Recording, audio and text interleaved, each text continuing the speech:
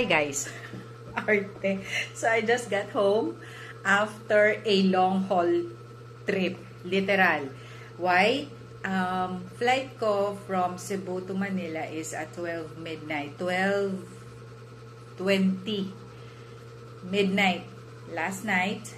And then I arrived in Manila 1:55 I think, or 1:55 a.m. And then I have to wait for a few more hours for my connecting flight to Daraga. So this was actually my first time to do Manila, Cebu, Manila, Daraga or Legazpi. Ang plano ko talaga all the way through my journey, my trip to Cebu, lahat magpi-plane ako kasi medyo nasasayangan talaga ako sa oras dun sa bus travel, no? Yung bus trip namin dito na 8 hours. But when I left last Tuesday, morning trip yung kinuha ko. 9 a.m. kami umalis dito ng Naga. Nakarating ako ng Manila 9 p.m. Just imagine, 12 long hours of sitting in the bus. Meron lang kaming 1 hour break for lunch break. Parang dalawang beses lang kami nag-break. Mabilis lang naman, hindi naman pwedeng magtagal-tagal. So, yun. So, and then, yun nga, going back, 1:55 yung aking arrival sa Manila na iya. So, I just waited for a few hours. Nakatulog-tulog ako, tumutuka-tuka akong ganyan, but I am actually trying to listen to the announcement kasi wala pang nakalagay kung anong gate yung aming boarding eh. So, yun, medyo tawag dito, conscious pa rin ako. Conscious? Hindi, I mean, hindi gaanong tulog yung diwa ko while, I decided to rest. Kasi talaga nakakapagod. And then, what else? So, 1:55 and then my flight, my connecting flight to Daraga is at 4:20 or 4:55 then, something like that. And then, we arrived here in Daraga, Bicol International Airport at around 6:20 or 6 past 6 a.m. So, yun. And then, buti na lang, I just knew, just now, na from the airport, from Bicol Airport, Bicol International Airport in Daraga, may van na going, ang trip niya, airport to Naga, which is very good kasi I was, planning to ride a Grab from airport to terminal and then terminal to Naga. So, ito meron ng mga nakabang na UV na direkta na siya sa Naga. Tapos, 150 pesos lang. So, ang laking ang tawag dito, tipid. Kasi kinakalculate ko kanina when I was still in the airport kung magkano pa magiging expenses ko. Kasi wala akong cash. For some reason, nakasurvive ako with just 1,000 pesos cash. From here, Naga, Cebu, and everywhere else, puro lang yan. Yung mga Grab ko, puro go time lang. Which is, sa akin mas convenient. Wala na yung binibilang-bilang something, ganyan. May mga stores lang talaga na you really have to have a cash. Kaya, nagdala ko ng 1,000 peso bill para lang din sa ganon. And then some coin, something like that. So, yun. And then, yun nga, 150 lang. Tapos, 150 to terminal pala yun. And then, terminal to Naga, 210. So, that's just around 300 something lang. So, laki ng tipid talaga. And I was really, really glad. And then, nakatulog ako ng bongga. Kahit hindi ganun ka-comfortable yung seats. Kasi parang minibus siya. Tapos talagang two-seater siya. Tapos talagang nakaganyan ka lang. Antok-antok ang ganyan. So, anyway. Now, I just want to show you what I bought. I don't normally do this when I go to Cebu. Hindi talaga ako bumibili ng pasalubong doon for some reason. Kasi parang may danggit naman din dito, may mga kung ano-ano naman dito, and it's actually parang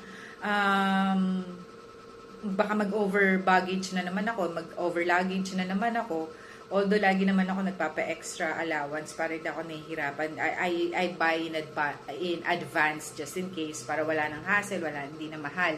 But yeah, I bought some stuff na ito yung mga stuff na pinagdadamot ko. Ibig sabihin, ito yung my personal favorite and I don't really share it with anyone. Sabihin nyo ng selfish ako, sabihin nyo ng madamot ako, yes, madamot ako.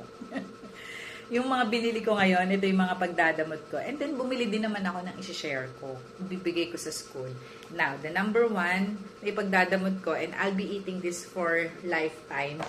Lifetime is my favorite cebu lechon. So, ayan. So, nire-reheat ko lang to. Just like last time when I bought, it was just given to me by my student who went to Cebu. She gave me 1 kilo of lechon. Tapos, nilagay ko lang din siya dito. Tapos, iniinit-init ko pa konti-konti when I'm craving for lechon. And another favorite, of course, is my chorizo. This is really, really my favorite. Yung mga inihaw dyan. So, good thing I have my oven already. So, I can just, reheat it. Hindi ko na kailangan bantay. The-timer ko lang and that's it.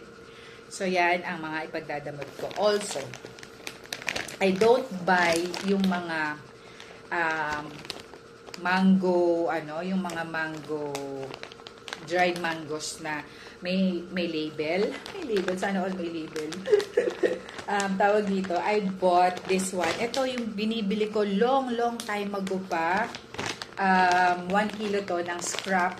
Ganun din naman eh. Yun din yun. Kung ano yung binibili natin. Wala naman difference yan. So, this is much cheaper compared tumutulo laway ko, naglalaway kagad. Kaya dyan ako pagkatatakam eh. Yung mga favorite ko, talagang pagka nandyan sa harapan ko, naglalaway talaga ako. Ayan. So, yon yung mango, dried mangoes. So, ayan. Ano yan eh, yung mga pangtanggal umay ko, kaya pag may iniisip akong whatever, nagmamunch ako instead of mga chips na, mga unhealthy chips. Ever since ganyan talaga, yan ang mga chips ko sa buhay. And then, this one, the ginamos, I love it. Diba? Bala kong gumawa ng pochero or ng balbakwa. And then, ito ang sausawan. Pinili ko yung maanghang. No? Ang lakas ng loob ko, no? But I just, I'll just, what do you call that? Regulate lang natin and hindi naman yung araw-araw. Ako naman pag nag-crave ako, pagka natikman ko na okay na ako doon. And then this one, Shamrock Baked Polvoron. So, this is my first time to buy this. So, titikman ko siya. Pag hindi ko siya nagustuhan, pamimigay ko. Ganun naman ako eh. Pag hindi ko gusto, pinamimigay ko, tinitikman ko lang tapos sa inyo na yan. Parang may double meaning, di ba? Hindi, joke lang. So, yun. So, I'm very, very happy kasi this time, when we went to Cebu, I was with, Chef Doy, Miss Che. Si Cap kasi, very, very, what do you call that? Very generous to offer support to drive us around the area, to drive us around Cebu City. Kaya nakapunta kami ng Shamrock, nakapunta kami ng Talisay, nakapunta kami ng Taboan, nakapunta kami ng Tops. Ang dami namin napuntahan. And although kapag kami naman ni Cap together in Cebu, pagka namamasyal kami, lumilibot din kami dun sa mga areas or sa mga tourist spots na hindi ko pa napuntahan. Most especially during my first and second travel in Cebu. Pero yung mga sumunod na, meron kaming mga talagang pinupuntahan. No? So, this time around, we were able to go around Taboan nga and then Shamrock. So, yun. Dami kong kwento. So, ito, sa Taboan, yung chorizo sa Taboan kayo nabili. Itong lechon sa House of Lechon dun sa marketplace. And then, ito, yan, Shamrock. Ito, sa Taboan to. Itong chorizo, itong ginamos, at saka itong dried mangoes sa Taboan. Ito sa Shamrock. And then this one, Hohal Dress. Hohal Dress. I haven't tried this. Hindi ko alam kung otap din to. I don't know. Medyo durog siya, no? So, I'll be giving this to school. Ala, nadurog na yan siya. So, yan. Ito yung ating, crunchy and crispy croissant. So, yan. So, yeah. Yan ang ating mga bagay-bagay. Mga bagay-bagay na ipagdadamot ni Chef. Dahil ako'y madamot. So, yan. So, yeah. Nag-lunch na rin ako. So, nag-init lang ako, of course. I just I don't, I just had enough of the lechon.